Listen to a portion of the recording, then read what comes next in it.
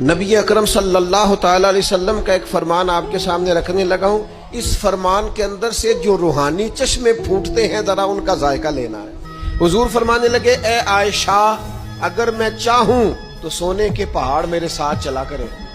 میں جدھر جدھر جاؤں پہاڑ سونے کے میرے ساتھ ساتھ چلے.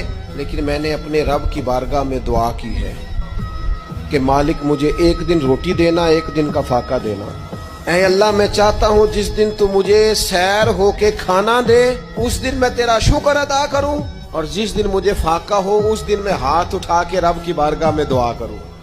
جب سونا چاندی آنا جانا پروٹوکول لمبے چوڑے معاملات ہمارے محبوب نے پسند نہیں کیے تو پھر رنگے چمن پسند نہ پھولوں کی بو پسند. ہم کو ہے وہ پسند جسے آئے تو پسند.